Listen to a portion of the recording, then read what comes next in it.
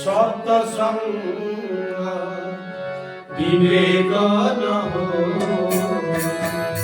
राम कृपा सुलभ न होई। सत्संग विवेक न हो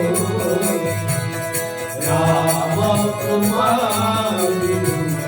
सुलभ न होई। सत्संग बिना आम भितरे बुद्धि विवेक ज्ञान वर्धित हो पारिब नहीं। भागवत रे भगवान निजे कहिଛନ୍ତି ये कथा को हमको विश्वास करने को विश्वास न कले किसी फल मिल से कहिଛନ୍ତି नाह इष्टामि वैकुंठे योगिनां हृदयेन मद्भक्त्या तत्र गायन्ति तत्र तिष्ठामि नारद। ये नारद जो स्थान रे मो लोक माने वो भक्त माने एकत्र हेई मोर नाम कीर्तन को श्रद्धार सहित श्रवण करते मु मंदिर रे जितबले नथाए कि जोगी मान को हृदय रे नथाए कि वैकुंठ रे नथाए मु सेई स्थान रे जदि यह सत्य आमे एठी सत्संग टिए करूचु माने आमे जेतिकिटी नरनारायण को नहीं एठी सत्संग करूचु वर्तमान से भगवत सता यही स्थान रे अदृश्य ज्योति भाव घूरी आमको देखा जाऊ से अनसीन पावर से आमे यही रूम रे बसी सत्संग शुणिवा सहित निजर यदि किसी दुख थाए आपण एठी मन भितरे से अदृश्य शक्ति को प्रार्थना कर आपण मंदिर जाए प्रार्थना करेंगे से गोटे अलग घरे बसिकी प्रार्थना करेंगे सी आउ गोटे किंतु सत्संग बसी बेले मनर निवेदन को भगवान तत्क्षणात से श्रवण करती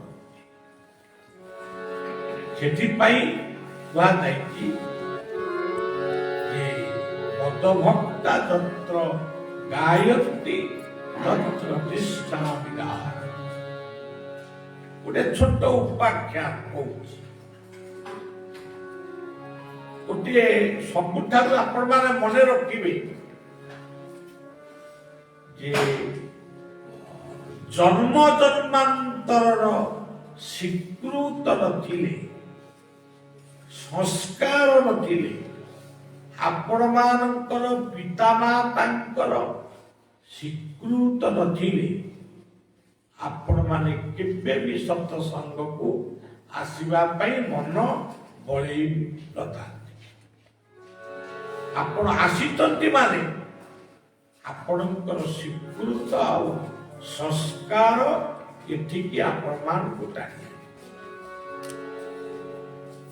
तेणु आपण माने आदि जो सत्संग करूचंती एतिकी मने रखंतु आपण मान सब चाकरी बाकरी करिथिबे व्यवसाय करिथिबे के लक्ष टका दरमा पाउची के कोन केते दरमा के पाउचंती किंतु मने रखंतु आपण घर करिचंती गाड़ी करिचंती किंतु ये संसार जितेबले आमे जीवा दीटा जिनिस सब सत्य जातस्यै दुर्बंधन दुर्बधर्म जन्म सत्य एवं मृत्यु सत्य आमे जन्म हेलु यह सत्य ये गोटे दिन दिने मरिबु ये आउ मझे केते दिन रही तेणु बलिया गोटे गीत लिखी ये घरे मानव दुनिया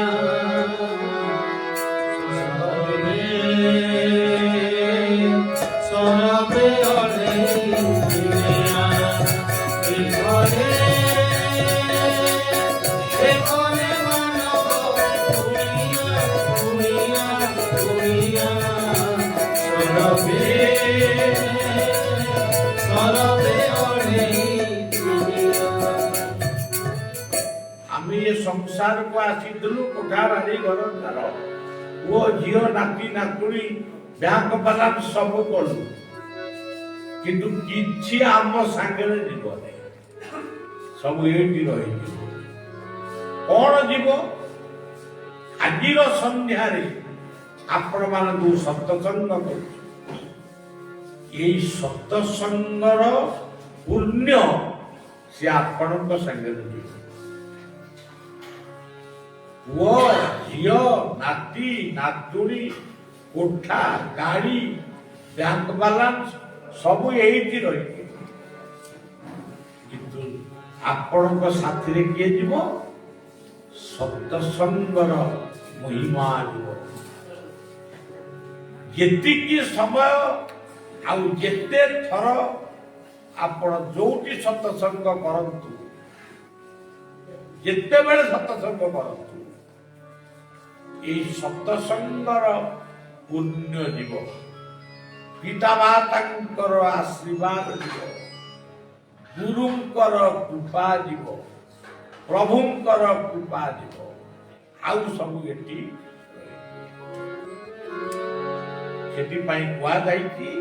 ये घरे मानव दुनिया सरबे ओढ़े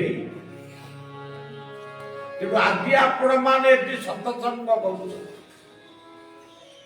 ये छोटिया काम आपण कर बहुत आपण बहुत बिजी बहुत बहुत काम कर व्यवसाय कर समय रखिए किंतु दंडे निमिषे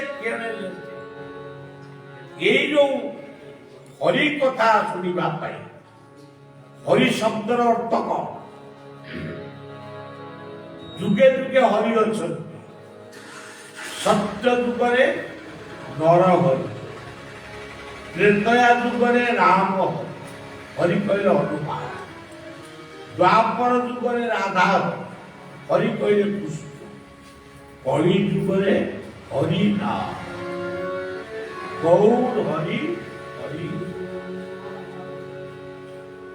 ये हरि शब्दर अर्थ ये पाप को हरण करे ताप को हरण करे सी होउचंती हरि एटी आपण लिखिचंती हरि कथा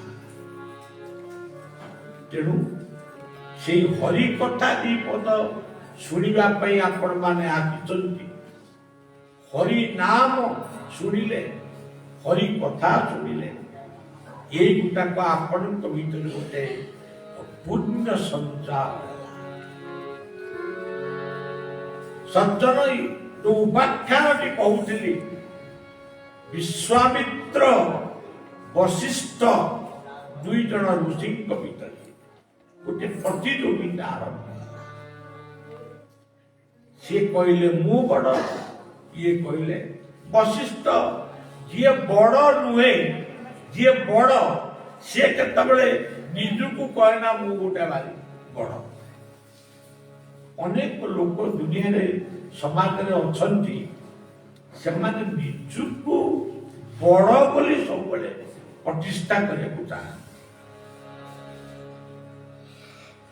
आउ किछि लोक अछंती नीरवरे श्रृंखलित भाव रे कार्य करती से निजुको बड़ बोली प्रचार करती लोके ताकू बड़ बोली विश्वामित्रंकर स्वभाव थिला जे मु होउची बड़ मु श्रेष्ठ साध ବଶିଷ୍ଠ ପ୍ରକୃତରେ ବଡ଼, ସିଏ ନିରବ ରହୁଥିଲେ। ତେବେ ଇଏ ଉଭୟଙ୍କ ଭିତରେ ବଡ଼ କିଏ? ଇଏ କଥାଟା ଗୋଟେ ଉପାଖ୍ୟାନ। ଇଏ କଥାଟାକୁ ପ୍ରତିଷ୍ଠା କରିବା ପାଇଁ ଦୁଇ ଜଣ ଯାକ ଅନନ୍ତ ନାଗଙ୍କ ପାଖରେ ପହଞ୍ଚିଲେ। ଅନନ୍ତଙ୍କ ପାଖରେ ତ ପହଞ୍ଚିଲେ। କ୍ଷୀରାବ୍ଧି ସାଇ ଅନନ୍ତ। ଅନନ୍ତ କହିଲେ ତେବେ ଦୁଇ ଜଣ ଯାକ କହୁଛ, ଦୁଇ ଜଣ ଯାକ ଭିତରୁ କିଏ ବଡ଼ ମୁଁ କହିବିନି। ଇଏ ପୃଥିବୀର ଭାର ଯୁଗ ଯୁଗ ଧରି ମୁଁ ବହନ କରିଛି। ତମ ଭିତରୁ କିଏ ବହନ କରିବ 10 ମିନିଟ କି 5 ମିନିଟ, ସେଇ ଆପେ ଆପେ ବଡ଼ ହବ। ମୁଁ କାହିଁକି ଆଉ ବଡ଼ କରିବି? ବିଶ୍ୱାମିତ୍ର କଲେ ମୁଁ ବହନ କରିବି। ମୁଁ ବହୁତ ସାଧନ ଭଜନ କରିଛି, ଯାଗ ଯଜ୍ଞ କରିଛି, ମୁଁ ବହନ କରିବି। କିନ୍ତୁ ପୃଥିବୀରେ ଭୂକମ୍ପ ସୃଷ୍ଟି ହେଲା, ସେ ବହନ କରିପାରିଲେ। ବଶିଷ୍ଠଙ୍କୁ ଅନନ୍ତ ଆଦେଶ କଲେ ତୁମେ ବହନ କର। ବଶିଷ୍ଠ ପ୍ରଥମେ ପୃଥିବୀ ମାତାଙ୍କୁ ପ୍ରଣାମ ଜଣାଇଲେ ଏବଂ କହିଲେ ମୁଁ ଜୀବନ ସାରା ବିଶ୍ୱର ଶାନ୍ତି ପାଇଁ ଯଦି ମୁଁ ପ୍ରକୃତରେ ପ୍ରାର୍ଥନା କରିଥିବି ଏବଂ ଭଲ ମଣିଷଟିଏ ହେବା ପାଇଁ, ଭଲ ମଣିଷଟିଏ ଗଢ଼ିବା ପାଇଁ ଯଦି ମୁଁ ସାଧନ କରିବି, ଏ ପୃଥିବୀ ମାତା ତୁମେ ସ୍ଥିର କର। ମୁଁ ବର୍ତ୍ତମାନ ତମକୁ ଧାରଣ କରିବି। ବଶିଷ୍ଠଙ୍କର ଏହି କଥାରେ ପୃଥିବୀ ସ୍ଥିର ରହିଲା। ବିଶ୍ୱାମିତ୍ର ଲଜ୍ଜିତ ହେଲେ। ଆମେ ଆଜି এই ক্লব ঘর ভিতরে CLUB ক্লব আর মতো সুন্দর অর্থ রয়েছে। বর্তমান দেখা যাচ্ছে ক্লবটা মধ্যে গোটে সংঘ। সি কোঅপারেশন, এল ল ল,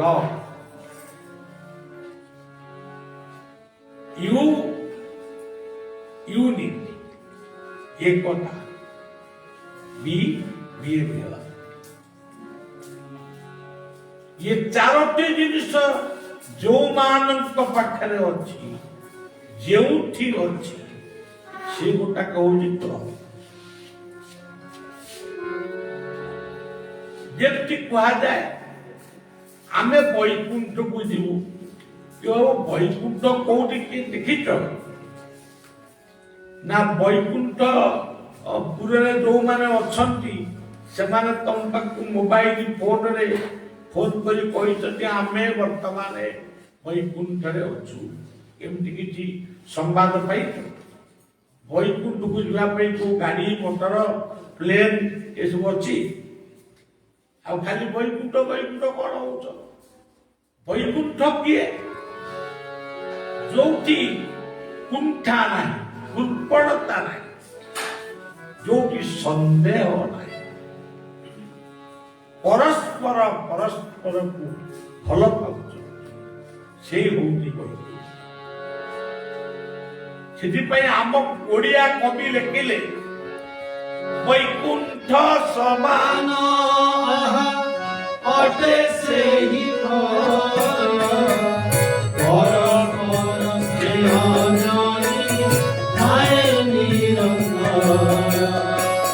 वैकुंठ समान अटे से ही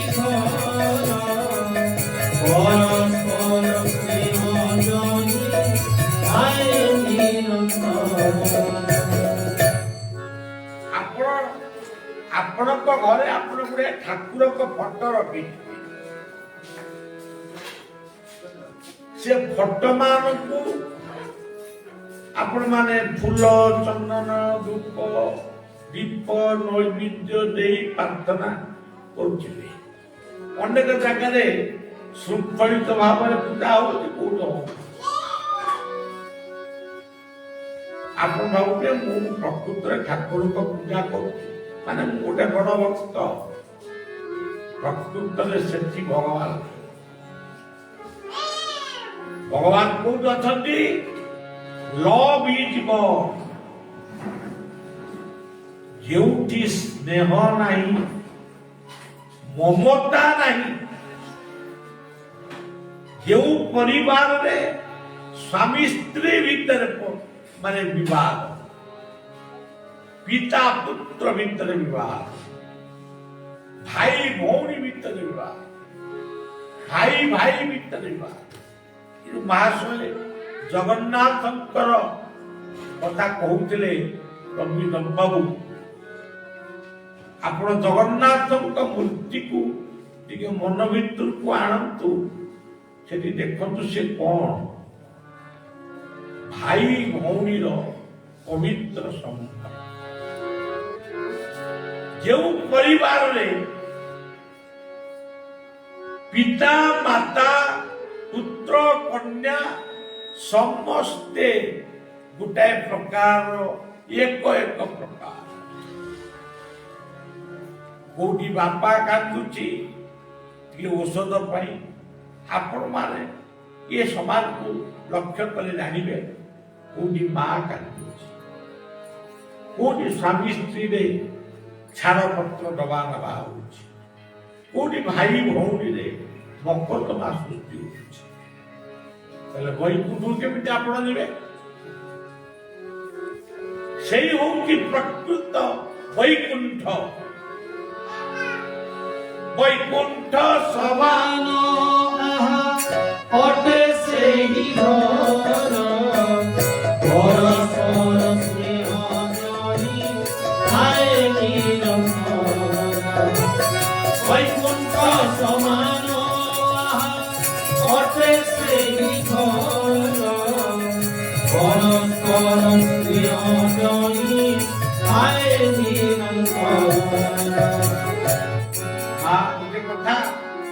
माने मोर बस दुनिया रे प्रकृत रे भल पाइबा ठारू आउ को कथाटा बड़ आपण माने मन भीतर चिंता कर लुगा पोटा तू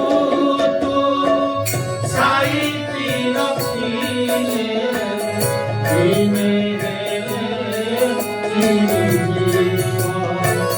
स्नेह सरधा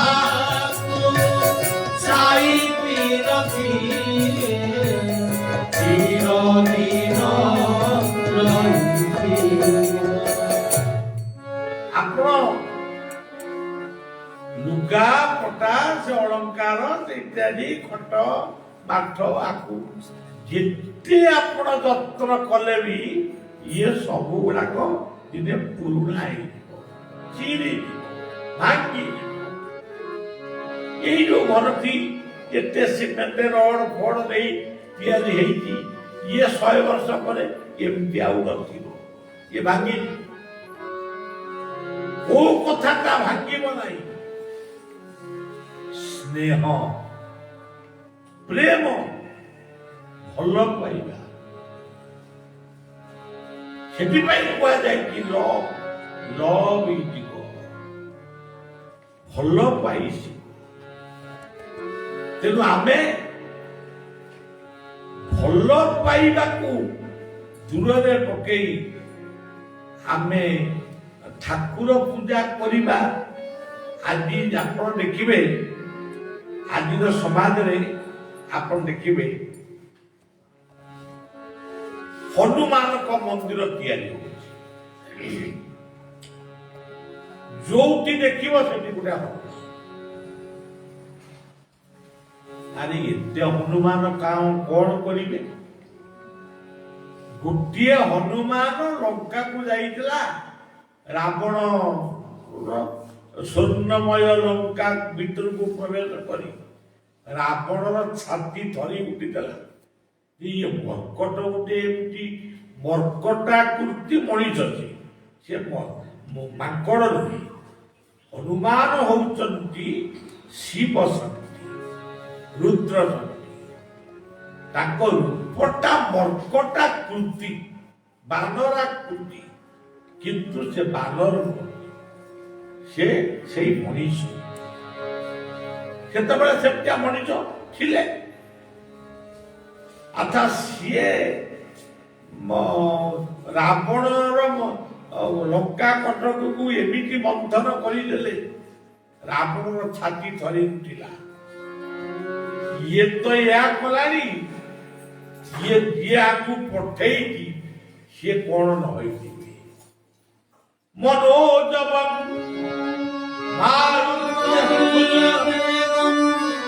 जितेन्द्रियं बुद्धिमतां वरिष्ठं वातात्मजं वा नरदूतमुक्तं श्रीरामदूतं शरणं प्रपद्ये श्रीरामदूतं शरणं प्रपद्ये श्रीरामदूतं शरणं प्रपद्ये श्रीरामदूतं शरणं प्रपद्ये श्रीरामदूतं शरणं प्रपद्ये।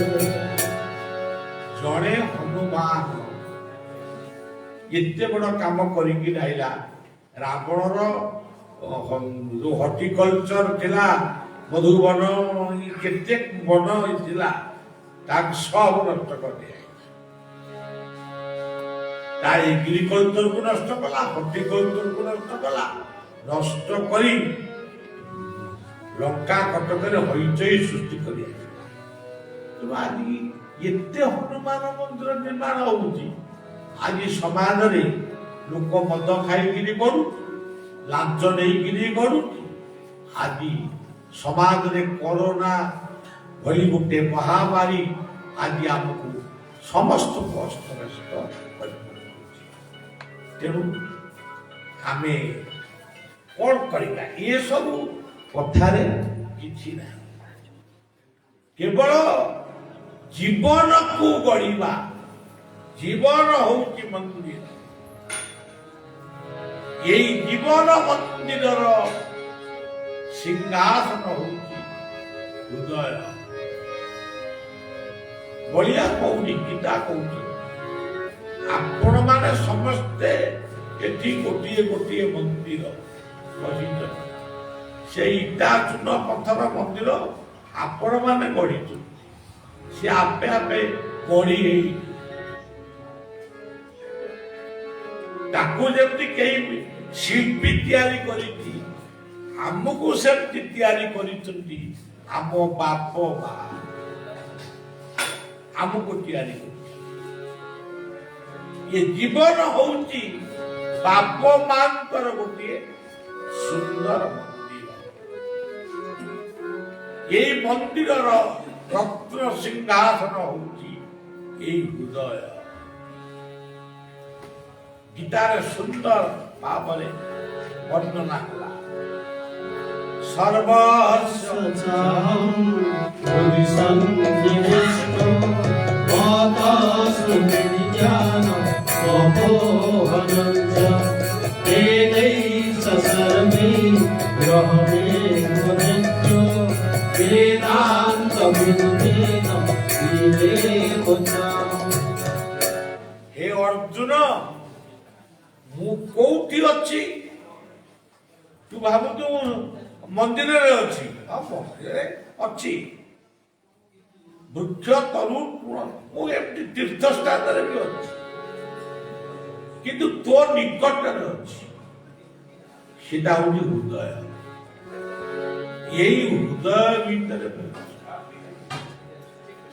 ଆଉ ଗୋଟେ ଜାଗାରେ ଗୀତା କହିଲେ ଈଶ୍ୱର सर्वभूतानां हृदयेष्वतिष्ठति भ्रामयं सर्वभूतानि यन्त्ररूढानि मायया।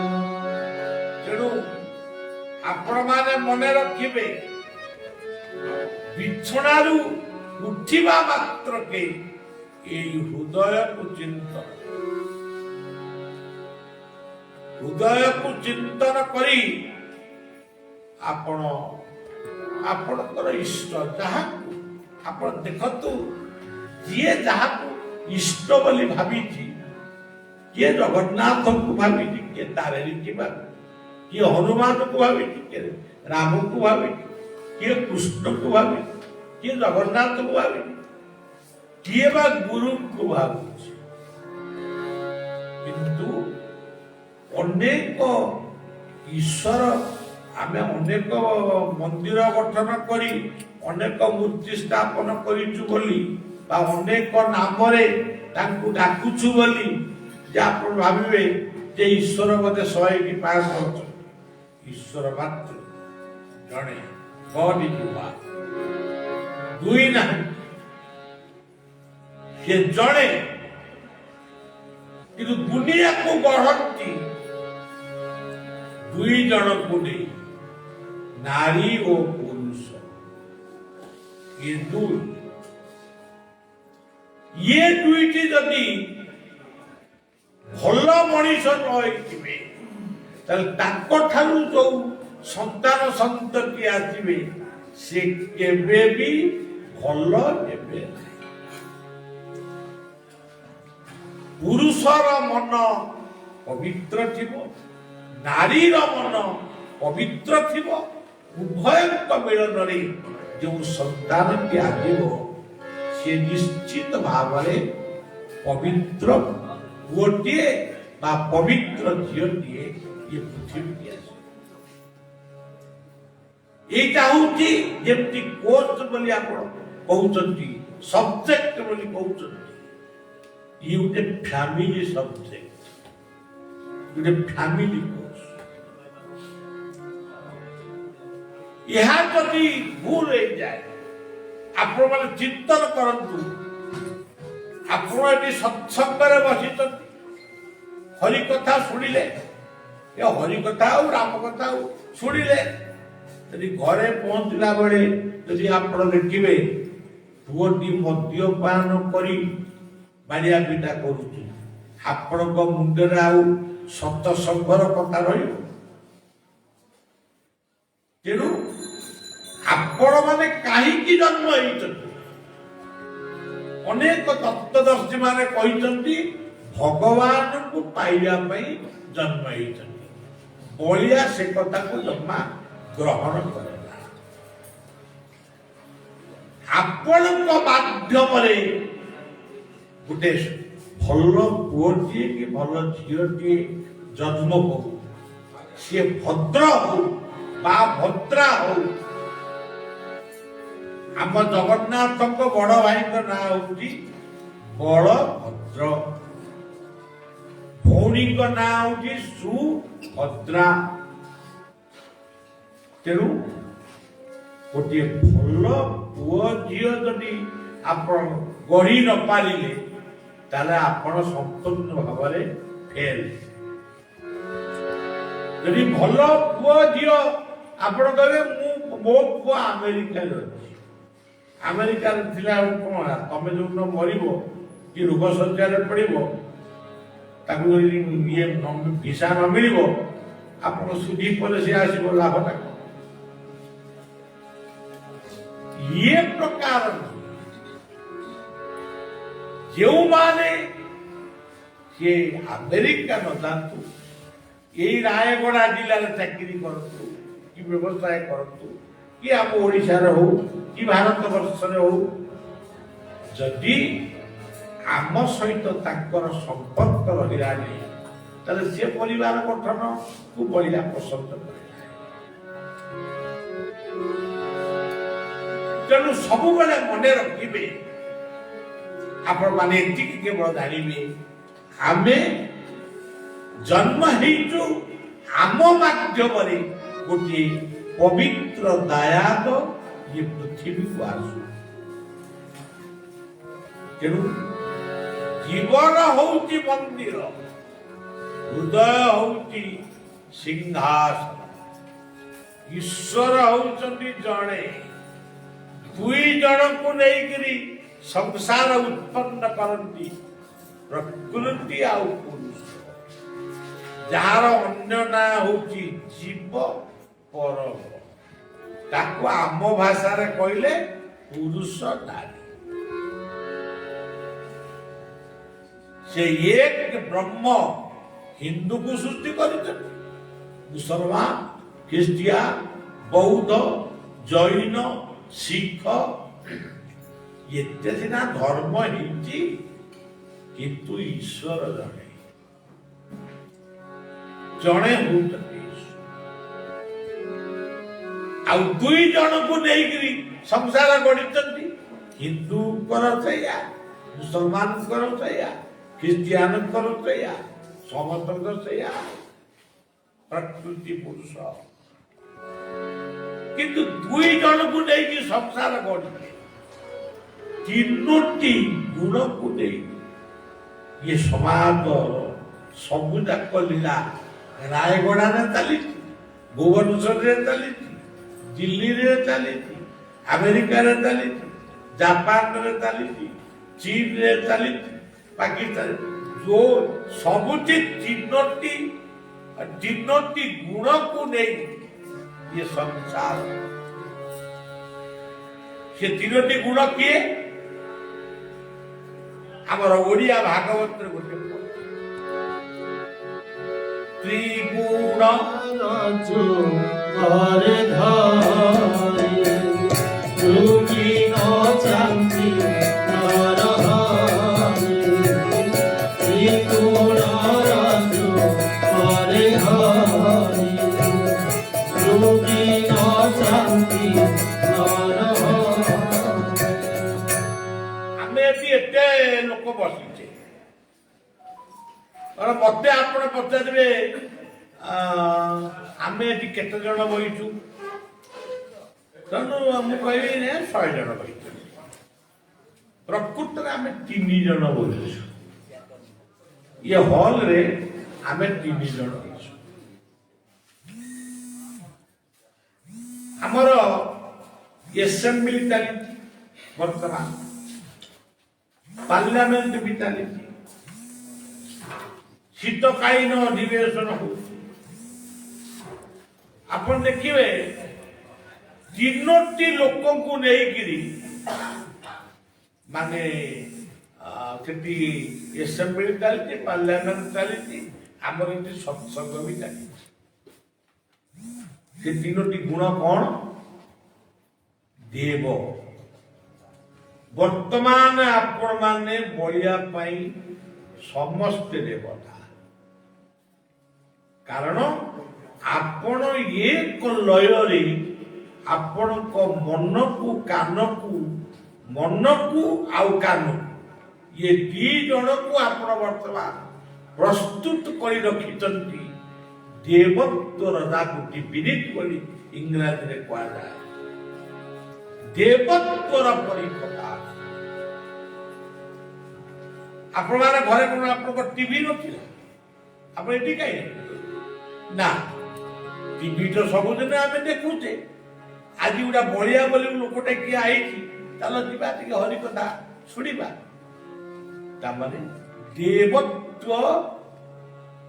देवत्व परिप्रकाश आपण माने नले बनी पारे वर्तमान घर को जीवे को गुण को नहीं जीवे ये सत्संगर बाणी की नहीं जीवे किंतु मनीष देव मानव आपण घर को जीवे रुटी खाइबे कि तरकारी खाइबे कौन खाइबे ये शुइले पिला संग कथा बुझिले इटा हला मानवीय अच्छा किसी लोक दुनिया रे अछंती राति जमती है जीवो से काकू बमिंग करिवे काकू डकायत करिवे कोठी लूट करिवे काकू हाणीवे माने रावण को आम दायी करूँ रावण काले गोटे असुर थिला रावण जड़े पवित्र ब्राह्मण थिला पवित्र भद्र लोक थिला मु ଗୋଟେ ଲେଖିଛି ରାବଣ ଚରିତ ମାନସ। ରାବଣ ଗୋଟେ ସୁନ୍ଦର ଲୋକ ଥିଲା। ଆମେ ତ ସବୁ ଗଛ କାଟିକିରି ବଳିଆ ଯେତେବେଳେ କୋଉ ମସିହାରେ ମୋର ମନେ ପଡୁନି, ମୁଁ ଯେତେବେଳେ ଆମ୍ବାଗୁଡା ଆଶ୍ରମକୁ ଏଇ ରାୟଗଡା ଦେଇକି ଯାଉଥିଲି, ଯେତିକି ଜଙ୍ଗଲ ଦେଖିଥିଲି ସେତେବେଳକୁ ଜଙ୍ଗଲ ନଷ୍ଟ ହେଲାଣି। ଆଜି ସେ ଜଙ୍ଗଲ ନାହିଁ, କୁଆଡେ ଗଲା? ତାକୁ କିଏ ନଷ୍ଟ କଲା? ରାବଣ କିନ୍ତୁ ସୁନ୍ଦର ଜଙ୍ଗଲ ସୃଷ୍ଟି କଲେ। ଅଶୋକ କାନନ, ଯୋଉ କାନନ ଭିତରେ ବସିଲେ ଦୁଃଖ ରହିବନି, ସୀତାଙ୍କୁ ସେଇ ଜାଗାରେ ରଖାହେଇଥିଲା। ତାର ଗୋଟେ ମଧୁବନ ବୋଲି ଗୋଟେ ସୁନ୍ଦର ଜଙ୍ଗଲ ଥିଲା। ରାବଣ ସୀତାଙ୍କୁ ନେଇଥିଲା, କୋଉଥିରେ ନେଇଥିଲା? ଗୋଟେ ଛୋଟିଆ ପୁଷ୍ପକ ଯାନ ହେଲିକପ୍ଟର, ଯୋଉଟା ଆପଣ ମାନେ କହୁଛନ୍ତି ଉଡାଜାହାଜ, ରାବଣ ସେଇଥିରେ ବସେଇକି ନେଇଥିଲା। ସୀତାଙ୍କୁ ବଳାତ୍କାର କରିନାହିଁ, ଧର୍ଷଣ କରିନାହିଁ, ରେପ କରିନେଇ କି ମର୍ଡର କରିନେଇ। ସୀତାଙ୍କୁ ଅଶୋକ କାନନରେ ସେ ରଖିଥିଲା ଏବଂ ତାକୁ ମନେଇବା ପାଇଁ ଚେଷ୍ଟା କରିଥିଲା। କିନ୍ତୁ ଆଜିର ସମାଜରେ ଆପଣମାନେ କଣ ଦେଖୁଛନ୍ତି? ଏବେ ଏବେ ଯୋଉ ଘଟଣାଟି ଘଟିଛି, ସେ ଗୋବିନ୍ଦ ସାହୁ ନାମକ ଲୋକଟି ଗୋଟିଏ ଝିଅକୁ ତଣ୍ଟି ଚିପି ମାରି ତାକୁ ଗାତ ଖୋଳି ପୋତି ନିଆଁ ଲଗେଇଛି। ତାହେଲେ ତାକୁ ଆମେ କଣ କହିବା? ସେ ଲୋକଟିକି କୋଉ ଆଖ୍ୟା ଆମେ ଦେବା? ସେ ଲୋକଟା ହଉଛି ରାକ୍ଷସ। ଏଇଭଳିଆ ଦୁଷ୍କର୍ମ ଯେଉଁମାନେ କରୁଛନ୍ତି ସେମାନେ ହଉଛନ୍ତି ଦାନବ। ତିନି ପ୍ରକାରର ମଣିଷ ରାୟଗଡାରେ ଅଛନ୍ତି, ସେଇ ତିନି ପ୍ରକାର ମଣିଷ ଆମେରିକାରେ ବି ଅଛନ୍ତି। ଦେବ, ମାନବ, ଦାନବ। ତେଣୁ ସଜ୍ଜନ, ଏଠି ଗୋଟେ ଛୋଟିଆ ଉପନିଷଦର ଗପଟିଏ ଅଛି, ତାକୁ କହିବା କହିଲେ ଭଲ ଲାଗିବ। ଗପଟିଏ ଶୁଣିଲେ ଭଲ ଲାଗିବ। ମୁଁ ଗପ କହିବାକୁ ଆସିବି, ମୁଁ ଆସିଛି ଆପଣ ମାନଙ୍କୁ ଯେତିକି ଘଣ୍ଟାଟାଏ କହିବି ଜୀବନ ଦର୍ଶନ କଥା କହିବି। ଯେତେବେଳେ ସୃଷ୍ଟି ପ୍ରାରମ୍ଭ ହେଲା, ଦେବତା, ମାନବ ଆଉ ଦାନବ ଇଏ ତିନି ଜଣ ଯାକ ପ୍ରଭୁଙ୍କୁ କହିଲେ, ପ୍ରଭୁ ଆମକୁ ତ ଜନ୍ମ ଦେଲ, ଆମେ ଉଦ୍ଧାର କେମିତି ହବୁ? ଭଗବାନ ଚିନ୍ତନ କଲେ, କଣ କହିବା?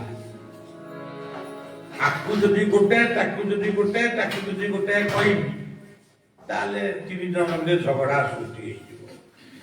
ଇଏ ଗୋଟିଏ ଅକ୍ଷର କହିବ, ସେ ଅକ୍ଷରଟି ହଉଛି ଦ।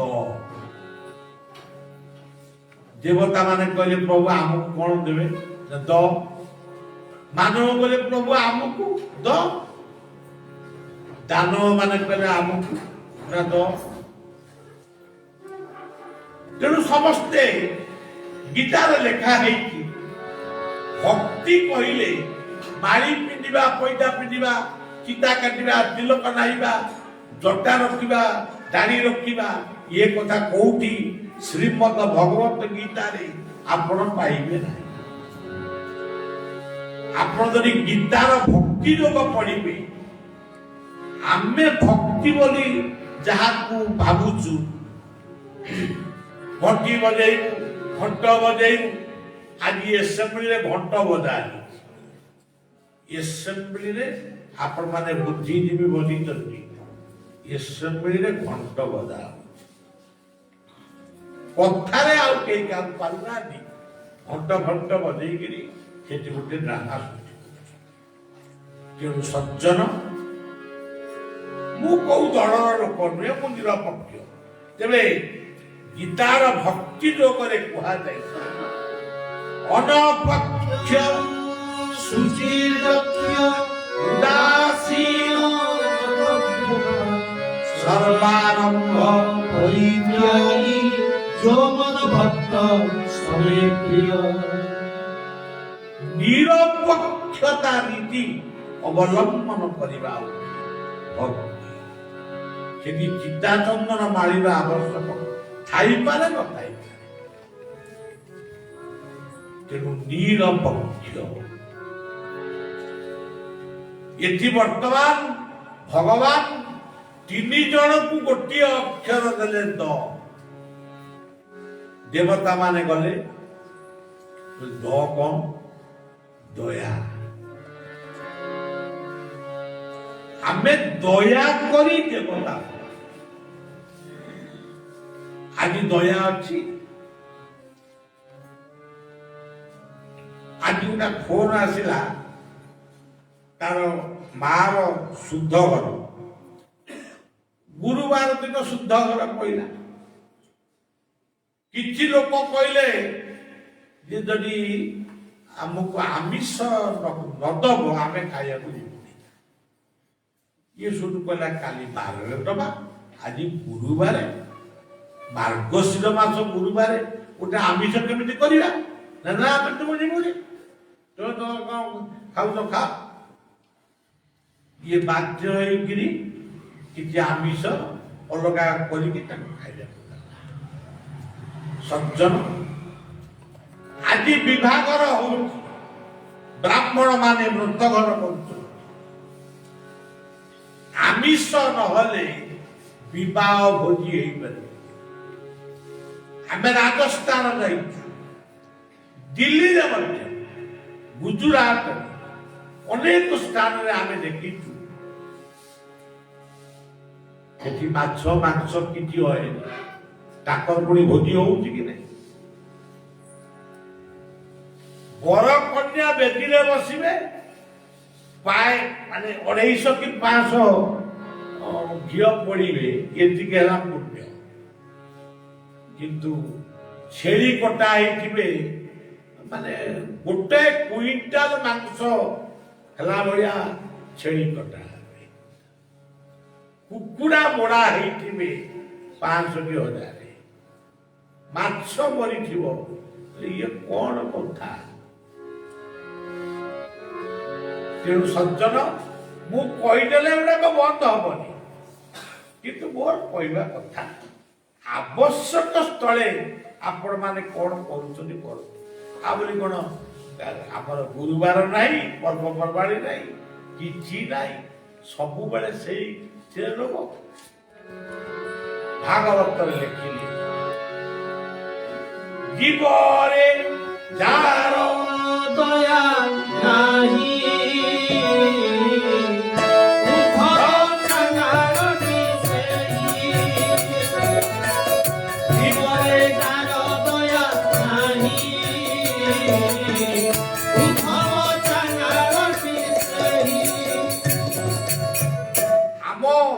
ଧର୍ମର ସ୍ୱାମୀ ବିବେକାନନ୍ଦ କହିଲେ, ଜୀବ ସେବା করে যেউ জন সেই জন সেবিতে সর্বিতি জীব। তেণু সেবা হি ভগবান। ଆମେ ତ ସେବା କଣ ଆଉ କହିବୁ? ତେଣୁ ଆଜି ଆପଣ ଦେଖିବେ ଯେ ସେବା ଆଜି ବିପନ୍ନ ହେଇଛି। ସେବା ନାମରେ ଆଜି ଦୁର୍ନୀତି ଆମକୁ ମାଡ଼ି ବସିଲା। ଯୋଉଠି ଟେକାଟିଏ ପକେଇବେ ସେଠି ଗୋଟିଏ ବ୍ୟବସାୟ କ୍ଷେତ୍ରରେ ଦୁର୍ନୀତି, ରାଜନୀତି କ୍ଷେତ୍ରରେ ଦୁର୍ନୀତି, ସବୁଠି ତ ଦୁର୍ନୀତି। ଆଉ ଆମ ସାଧୁ ସନ୍ଥ ମାନେ ଯୋଉମାନେ, ମୁଁ ତ ସାଧୁ ଭାଧୁ କିଛି ନୁହେଁ, ମୁଁ ଆପଣମାନଙ୍କର ସେବକ, ଯେ ଯୋଉମାନେ ସାଧୁ ସନ୍ଥ ତାଙ୍କ ଭିତରେ ବି ଦୁର୍ନୀତି। ତେଣୁ ସଜ୍ଜନ,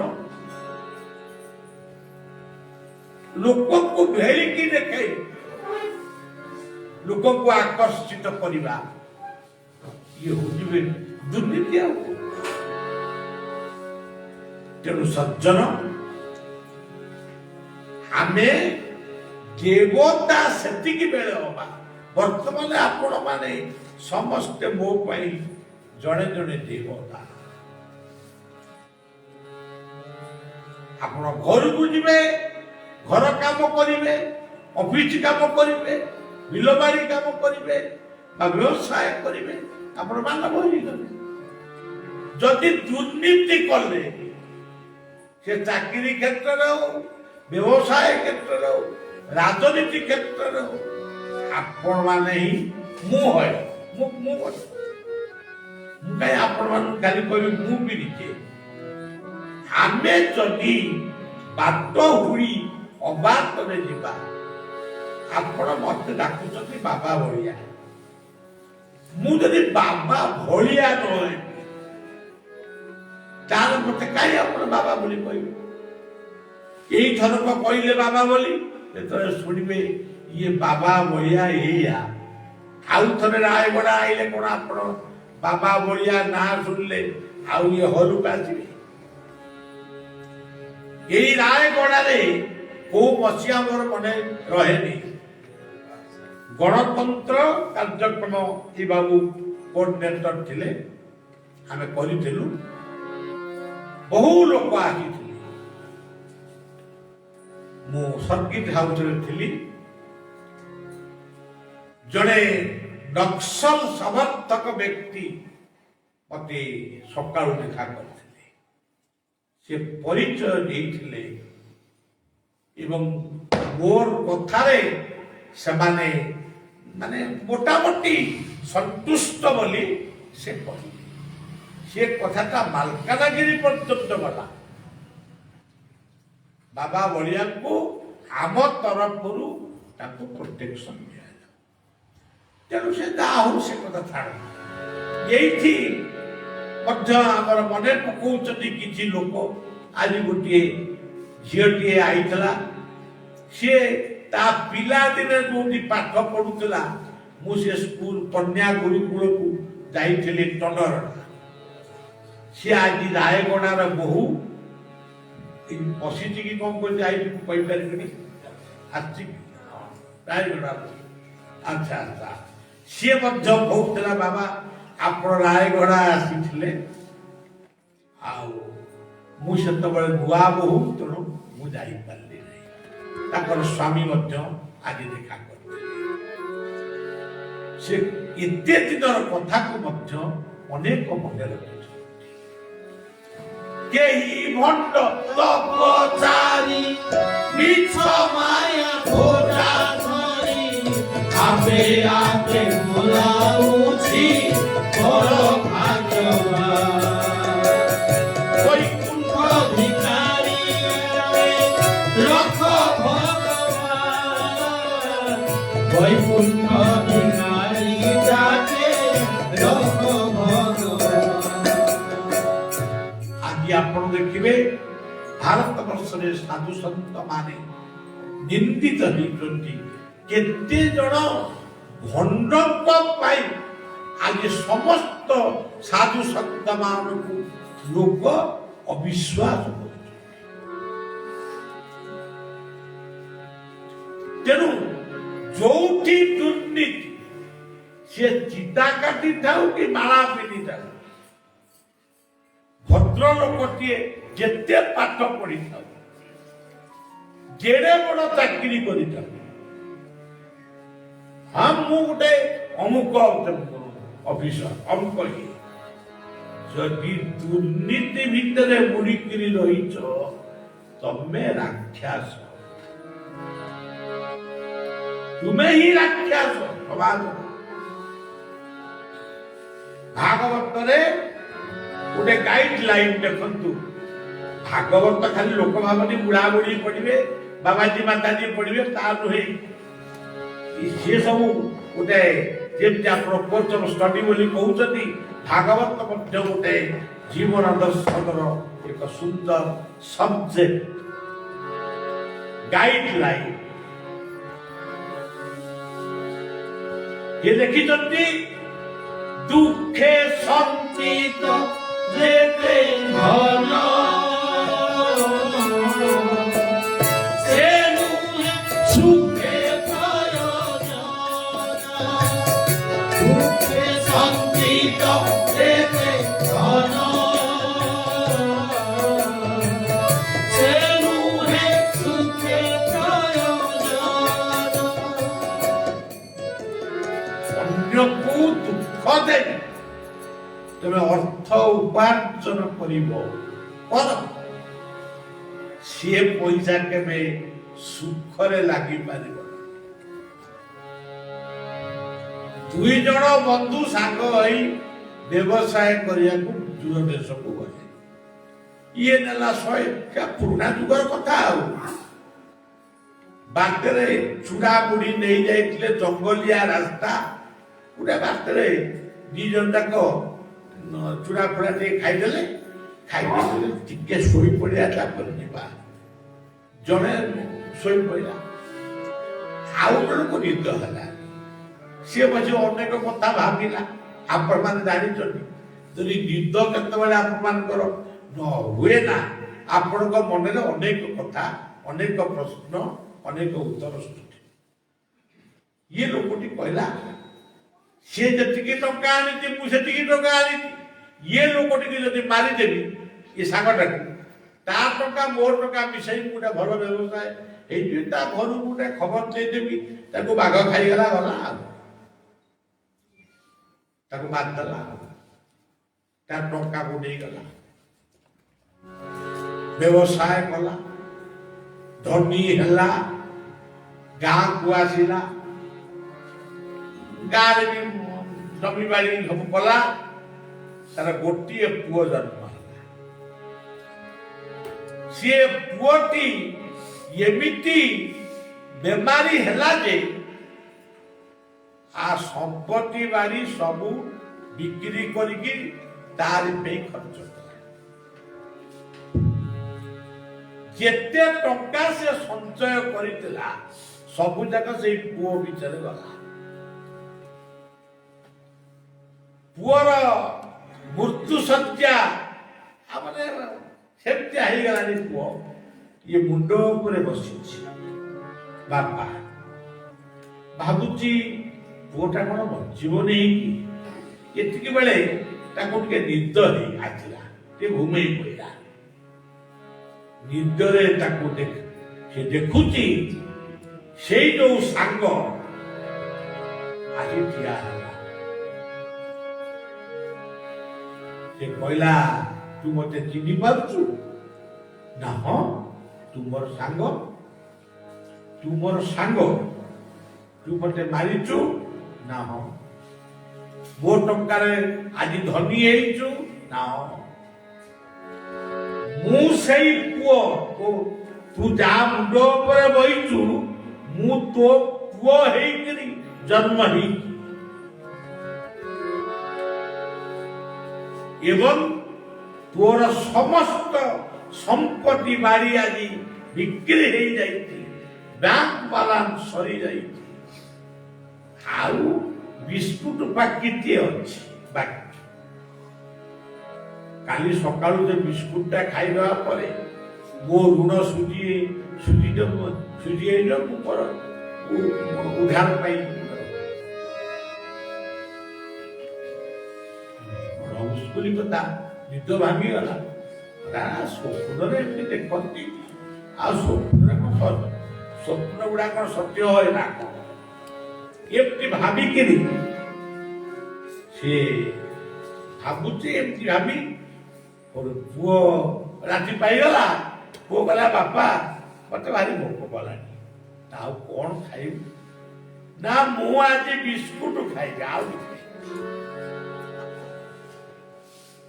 जो बिस्कुट पाकेट रखी छड़े खुआईदेला स्वप्न कथा भावुची या तो स्वप्न देखी सत कि सत है बिस्कुट तंत्री लगिला ଏମିତି ଲାଗିଲା ସେଇଟା ଜୀବନ। ତେଣୁ ଦୁଃଖେ ସଞ୍ଚିତ ଯେତେ ଧନ ସେ ନୁହେଁ ସୁଖେ ପ୍ରୟୋଜନ। ଦୁଃଖେ ସଞ୍ଚିତ ଯେତେ ଧନ ସେ ନୁହେଁ ସୁଖେ ପ୍ରୟୋଜନ। ଧନ ଆମେ ଅର୍ଜନ କରିବାନି, ଧନ ଅର୍ଜନ କରିବା। ଧନ ଅର୍ଜନ ଧର୍ମ କରି ଧର୍ମେ ପ୍ରାପତ ନର ହରି। ଧନ ଅର୍ଜନେ ବ୍ରତ କରି ଧର୍ମେ ପ୍ରାପତ ନର ହରି। ଆଜି ଏଠି ଆପଣ ମାନଙ୍କୁ ହରି କଥା ଶୁଣେଇବା ପାଇଁ ଏଠି ଯୋଉ ଖର୍ଚ୍ଚଟି ହଉଛି ଇଏ ହଉଛି ପ୍ରକୃତ ଧନଟା ସଦୁପଯୋଗ। ଗୋଟେ ସ୍କୁଲ ହେଲା, ଆପଣ କିଛି ଦାନ କଲେ। ଗୋଟେ ଡାକ୍ତରଖାନା ଆପଣ କଲେ, ସେଥିପାଇଁ ଆପଣ କିଛି ଦାନ କଲେ। ଗୋଟିଏ ଅତିଥି ଭବନ ତୈରି କଲେ, ଧର୍ମଶାଳା। ଆପଣ ଦେଖିବେ ଆଗେ ସବୁ ଲୋକମାନେ ପୁରୀରେ ଅନେକ ଧର୍ମଶାଳା, ପୁରୁଣା ଧର୍ମଶାଳା ଏମିତି ଅଛି। ଏଇଭଳିଆ କାର୍ଯ୍ୟ ଯଦି ଆପଣ କଲେ ତାହେଲେ ଧନର ସଦୁପଯୋଗ।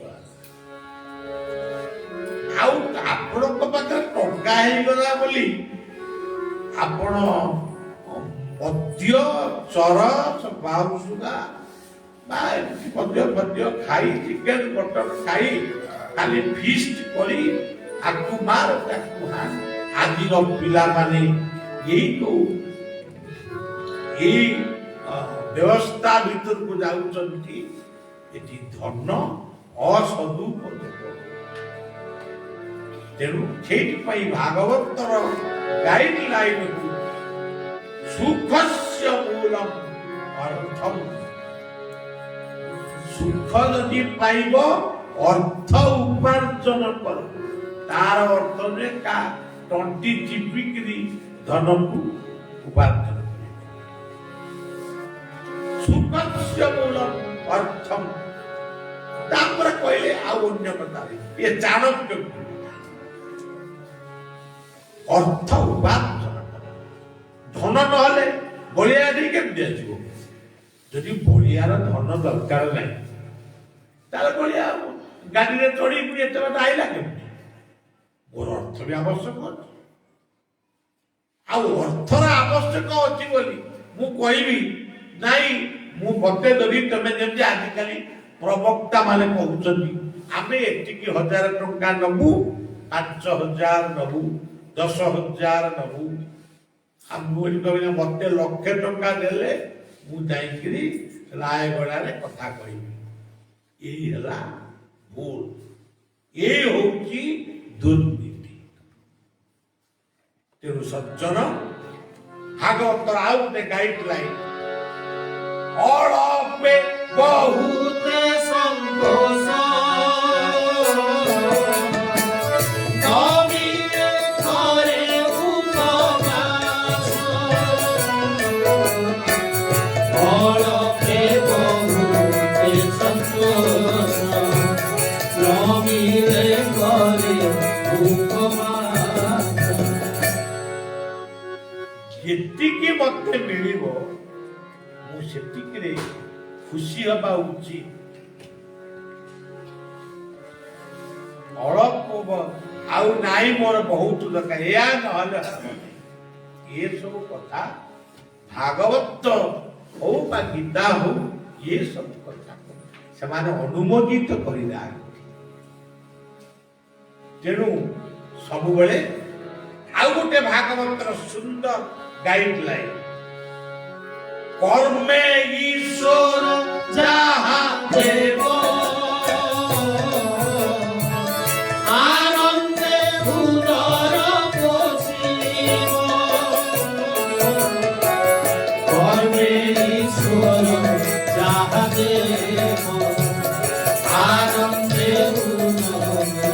ରଶ୍ମି ଆମେ କର୍ମ କରିବା ଫଳ ଯାହା ମିଳିବ ସେତିକିରେ ସନ୍ତୋଷ ରହିବା। ତେଣୁ ଧନ ଉପାର୍ଜନ କରିବା, କିନ୍ତୁ ସେ ଧନକୁ ଅନ୍ୟର ଉପକାର ପାଇଁ ଲାଗିବା। ଏଇ ଯୋଉ କରୋନା ଆସିଲା ଆପଣ ମାନଙ୍କର, ମୁଁ ଜଣେ ଯୁବକଙ୍କୁ ଫୋନ କରିକି କହିଲି ଯେ ବାବା ଭଳିଆ ଫୋନ କରିଛନ୍ତି ବୋଲି କରୁଛି। ସେ ଆଶ୍ଚର୍ଯ୍ୟ ହେଇଗଲେ, ବାବା ଭଳିଆ ମତେ କିଛି ମତେ ମାଗିବା ପାଇଁ ଗୋଟେ ଫୋନ କରିଛି ଭାବିଥିବେ। ମୁଁ କହିଲି ବାବୁ ତା ନାଁଟି କଣ ମନେ ପଡୁଥିବ? ସବ୍ୟସାଚୀ। ଏ ସବ୍ୟସାଚୀ ସେ ସିନେମାରେ ରୋଲ କରନ୍ତି ନା କଣ? ଆଚ୍ଛା, ମୁଁ ତ ଶୁଣିଲି ସେ ବହୁତ ଲୋକଙ୍କୁ ସାହାଯ୍ୟ କରୁଛନ୍ତି। ମୁଁ ତାଙ୍କୁ ଶୁଭେଚ୍ଛା ଜଣାଇଲି। ମୁଁ ତାଙ୍କୁ କହିଲି ବାବୁ ତୁମେ ଯୋଉ କାମ କରୁଛ ସେ କାମକୁ ବଢିଆ ସ୍ୱାଗତ କରୁଛି। ତମେ ଏଇ ଭଳିଆ କାର୍ଯ୍ୟ ଏଇ କରୋନାରେ କିମ୍ବା ଆପଣ ଦେଖିବେ ପ୍ରାକୃତିକ ବିପର୍ଯ୍ୟୟ 1999 ମସିହାରେ ଆସିଥିଲା। ଆମର ଏରସମା ଜଗତସିଂହପୁର ଜିଲ୍ଲା, କେନ୍ଦ୍ରାପଡ଼ା ଜିଲ୍ଲାକୁ ଅତ୍ୟନ୍ତ କ୍ଷତି କରିଥିଲା ଏବଂ ବହୁ ଆଡୁ ମାନେ ସାହାଯ୍ୟର ସୁଅ ଛୁଟିଥିଲା। ଜୀବନରେ ଯଦି ପରର ଉପକାର ପାଇଁ ଆମେ ଜୀବନରେ କିଛି କରିବା, ତାହା ହିଁ ହଉଛି ପ୍ରକୃତ ଯଜ୍ଞ। ତାହା ହିଁ ହଉଛି ଈଶ୍ୱରଙ୍କର ପଦାର୍ଥରେ ଶ୍ରେଷ୍ଠ ପୁଷ୍ପାଞ୍ଜଳି। ସେଥିପାଇଁ କୁହାଗଲା ଧନ ଅର୍ଜନେ ଧର୍ମ କରି ଧର୍ମେ ପ୍ରାପତ। ଇଏ ସାଙ୍ଗର ପୁଅଟି ଚାଲିଗଲା। ସେଇଠି ତା ମନରେ ଅନୁତାପ ଆସିଲା, ମୁଁ ଭୁଲ କରିଛି, ଦଣ୍ଡ ପାଇଛି। ସାଙ୍ଗର ସ୍ତ୍ରୀ ପାଖକୁ ଗଲା, ତା ଗୋଡ ଧରି ଦଣ୍ଡବତ ହେଲା। ଯାହା କିଛି ତାର ଆଉ ଥିଲା, ଯେତିକି ଟଙ୍କା ତାକୁ ମାରିକିରି ସେ ନେଇଥିଲା, ସେତିକି ଟଙ୍କା ସହିତ ଆଉ କିଛି ଟଙ୍କା ଦେଲା। ଯେତେବେଳେ ଟଙ୍କା ନଥିଲା, କଉଡ଼ି ଥିଲା, ଏବଂ କହିଲା ମୁଁ ତୋର ସ୍ୱାମୀକୁ ମାରିଛି, ମତେ କ୍ଷମା ଦେ। ତେଣୁ ସଜ୍ଜନ, ଭଗବାନ ଏଇ 3 ଜଣ ଲୋକଙ୍କୁ ନେଇ, 3ଟି ମାର୍ଗର ମଣିଷ ମାନଙ୍କୁ ନେଇ ଭଗବାନ ଇଏ ସୃଷ୍ଟିକୁ ଚଳେଇଛନ୍ତି। ଦେବ, ମାନବ, ଆପଣ କହିବେ ଦେବ କହିଲେ ଇନ୍ଦ୍ର, ଚନ୍ଦ୍ର, ସୂର୍ଯ୍ୟ, ଇଏ ସବୁ କଥା ଶୁଣନ୍ତୁ। କିନ୍ତୁ ଇନ୍ଦ୍ର ପୁରା କୋଉଠି ଅଛି ମତେ କାହିଁ ଏପର୍ଯ୍ୟନ୍ତ ଦେଖାଯାଏ। ଇନ୍ଦ୍ର କହିଲେ ମେଘ, ଆଉ ସୂର୍ଯ୍ୟଙ୍କୁ ଆମେ ଦେଖୁଛୁ ସେ ଗୋଟେ ଜ୍ୱଳନ୍ତ ପିଣ୍ଡ, ହିଲିୟମ ଆଉ ହାଇଡ୍ରୋଜନ ମିଶ୍ରଣରେ ଜନ୍ମ ନେଇଛନ୍ତି ସୂର୍ଯ୍ୟ। ସୂର୍ଯ୍ୟଙ୍କର ମହାକର୍ଷଣ ଶକ୍ତିରେ ଇଏ ଜଗତ ରହିଛି। ଆମେ ପୃଥିବୀଟା ମଧ୍ୟ ତାଙ୍କରି ମହାକର୍ଷଣ ଶକ୍ତିରେ ରହିଛି। ଇଏ କଥା ସବୁ ଆପଣ ଯେମିତି ଶୁଣନ୍ତି, ଶିବ କୈଳାସରେ ଅଛନ୍ତି ଯେ କୋଉଠି। ତେଣୁ ଏଇ ପୃଥିବୀ ପୃଷ୍ଠରେ ଆପଣ କେଦାରନାଥ ଯିବେ, ଆଜି ତ ବହୁତ ତାର ଉନ୍ନତି ହେଲାଣି। ସେଇ ହଉଛି ଆମର କୈଳାସ। କୈଳାସ ସମାନ ଅଟେ ସେହି ଘର ସମାଧିତ ରହି କୈଳାସ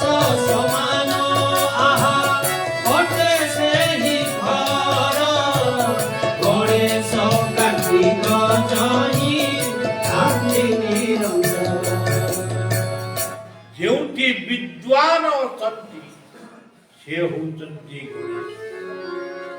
ଯେଉଁଠି ନିର୍ଭୀକ ମଣିଷ, ନିର୍ଭୀକ କହିଲେ ବନ୍ଧୁକ ଧରୁଥିବା ମଣିଷ ନୁହେଁ, ନିର୍ଭୀକ ମଣିଷ ଭୟ ଶୂନ୍ୟ ହେଇ ସମସ୍ତ କାର୍ଯ୍ୟକୁ ଶୃଙ୍ଖଳିତ ଭାବରେ ସମ୍ପାଦନ କରନ୍ତି ସେ ହେଉଛନ୍ତି କାର୍ତ୍ତିକ।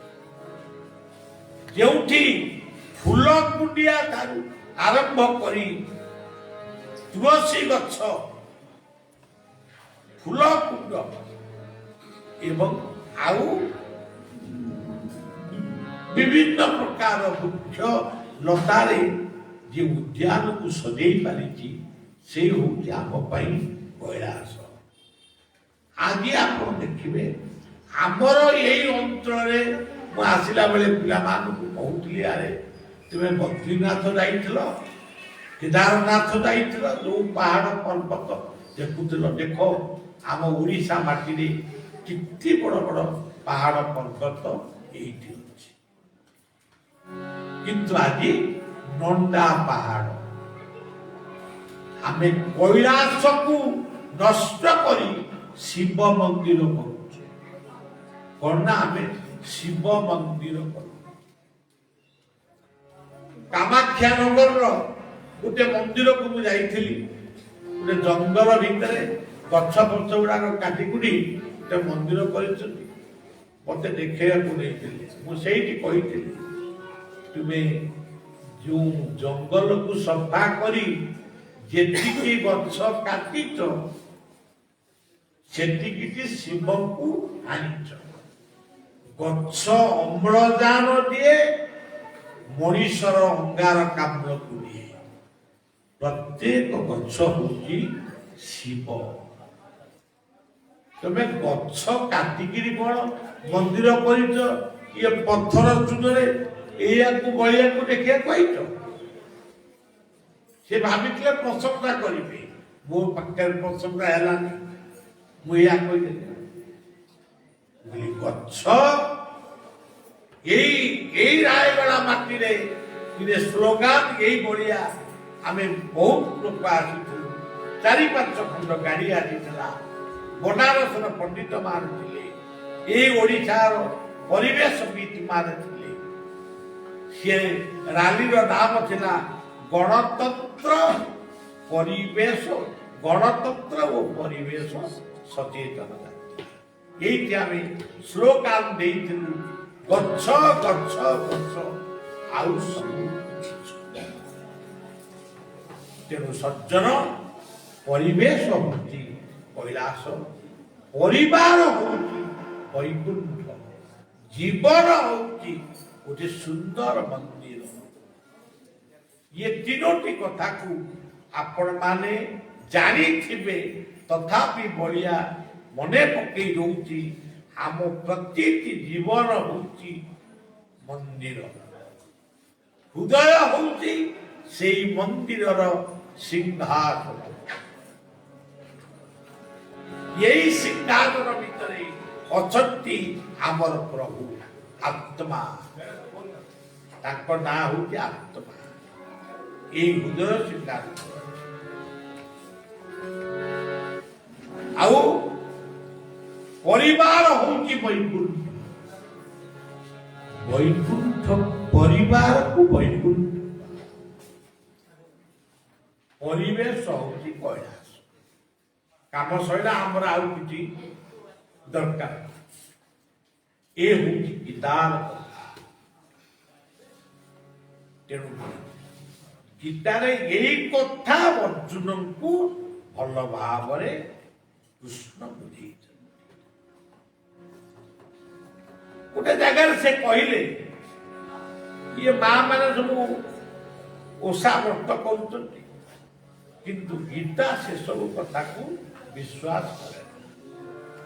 ଗୀତା କୁହନ୍ତି, ଉପାସନା କର, ଉପାସ ଆଦୌ ରହିବ, ଖାଲି ପେଟରେ ରହିବ, ଭୋକ ପେଟରେ ରହିବ।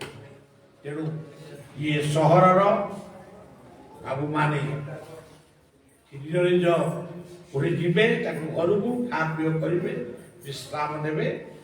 ଗାଁ ଗହଳିର ସଭା ସମିତି ସ୍ୱତନ୍ତ୍ର। ମୁଁ ତ ପ୍ରବଚନ ଦେବା ପାଇଁ ଆସିନଥିଲି। ମୁଁ ଯୋଉଠି ରହୁଛି ସେଇଠି ଭକ୍ତମାନେ ଆସନ୍ତି, ସନ୍ଧ୍ୟାବେଳେ ପ୍ରାର୍ଥନା କରନ୍ତି, ଦୁଇ ଚାରି ପଦ କ'ଣ ଗୋଟେ ଯାହା ସେ କହିଦିଏ, ମୋର ସତ୍ସଙ୍ଗ ସରିଲା। ପ୍ରବଚନ କରିବା ପାଇଁ ସେ ସମୟ ଆସିନେଇ।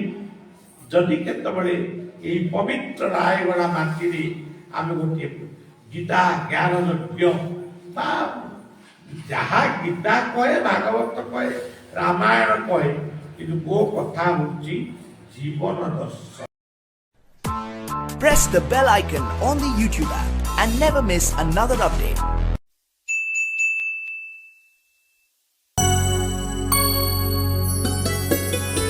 हसिब परिवार हसिब संसार भावरे भावरे भागवत भावरे भावरे भागवत भागवत भागवत